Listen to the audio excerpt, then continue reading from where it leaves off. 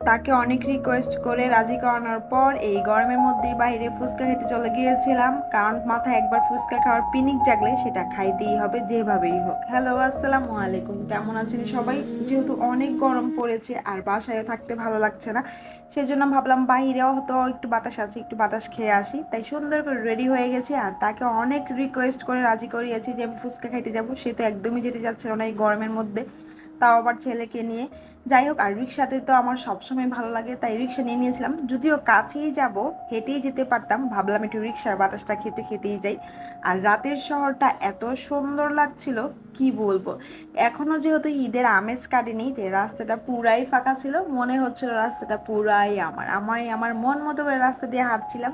আর এত ভালো লাগছিল, কি সুন্দর লাইটিং করা চারপাশটা, গাড়ির কোনো আওয়াজ ছিল না, মানুষের কোনো কোলাহল ছিল না, একদম সিম্পল একটা রাস্তা ছিল। আর এই ধরনের রাস্তাগুলো এত ভালো লাগে, কোনো জ্যাম থাকবে না, সুন্দর লাইটিং করা, দুই একটা গাড়ি চলছিল।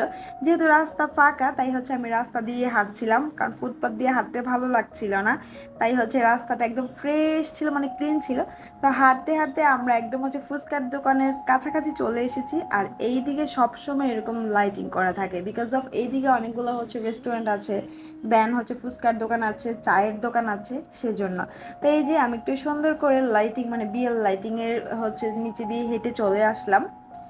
অনেক গরম ছিল, যাই হোক তারপর ভালো লাগছিল যে ফুচকা খাইয়াবো, কারণ ফুচকা অনেক দিন ধরেই খাই না, মনে হচ্ছে অনেক যুগ ধরে খাই না। আর এই যে ফুচকার দোকানটা আমার সবসময় ভালো লাগে, কারণ এখানে একদম পছন্দ অনুযায়ী ফুচকাটা পাওয়া যায়। এখানেও এসে একটু ফ্যানের বাতাস খেয়ে নিচ্ছিলাম। এখানে সুন্দর করে ডেকোরেশন করেছে ঈদ উপলক্ষে, মেবি ফুল টুল দিয়ে সবকিছু সাজানো হয়েছে। আর এই ফুচকার দোকানের সব থেকে বেশি মজা যেটা লাগে সেটা অবশ্যই বলবো। আগে হচ্ছে মেনু কার্ডটা দেখিয়ে নিই। এখানে হচ্ছে ওদের মানে হচ্ছে ফাস্ট ফুডের আইটেম আর জুস আইটেম, এর সাথে দেখি পুরা সিট বুকিং। যাই হোক, কোনোরকম ভাবে একটা টেবিল পেয়েছে আর আমরা হচ্ছে তাড়াতাড়ি করে বসে পড়েছিলাম।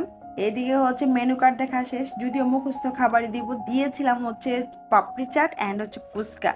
এই দোকানের পাপড়ি চাটটা খেতে এত মজা লাগে, কি বলবো, যদি না খেয়ে থাকেন কখনোই বুঝবেন না যে পাপড়ি চাটটা খেতে আসলে কতটাই মজা। যখন এক চামচ পাপড়ি চাট আমি প্রথমে মুখে দিয়েছি, এত ভালো লেগেছে, পুরো ফুচকার পিনটাই চলে গিয়েছে। অনেক রকমের ইনগ্রিডিয়েন্টস দিয়ে হচ্ছে পাপড়ি চাটটা তারা মেক করে।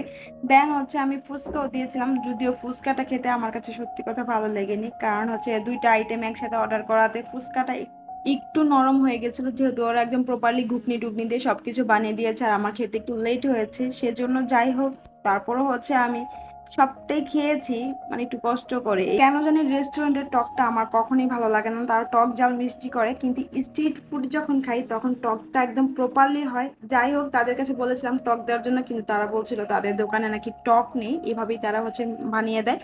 তো এই যে আমি হচ্ছে একটা ফুচকা সুন্দর করে টক পানি দিয়ে, বেশি করে মরিচের গুঁড়ো দিয়ে মুখে দিয়ে দিলাম, আর খেতে এত ইয়াম্মি লাগছিল।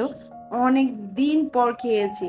ফাঁকে ফাঁকে আমি একটু পাপড়ি চাটও খেয়ে নিয়েছি, কারণ এই পাপড়ি চাটটা আর একটু পরে আর আমার হাতে থাকবে না, সে পুরোটা খেয়ে ফেলবে, কারণ সেও খুব পাপড়ি চাট পছন্দ করে। তাই হচ্ছে ভিডিওর ফাঁকে ফাঁকে আমি একটু খাচ্ছিলাম, কিন্তু সে দেখবেন যে সে আমার সাথে কতটা ঠকবাজি দেয়। এই যে শুরু হয়ে গেছে, পুরোটা পাপড়ি চাট সে খেয়ে ফেলেছে, আমাকে একটু পাপড়ি চাটও দেয়। আমার জন্য একটু রাখ নাই। পুরোটা পাপড়ি চাট সে খেয়ে নিয়েছে, আমার জন্য শুধুমাত্র নাকি এইটুকু রেখেছে। এই হচ্ছে কথা। আমি কিন্তু তখনও পাপড়ি চাট শুধুমাত্র একটু খেয়েছিলাম, ভাবলাম মনে হয় পরে দুইজনে শেয়ার করে খাবো। আমি এইদিকে ফুচকা খেতে খেতে সে পুরোটা পাপড়ি চাট খেয়ে ফেলেছে।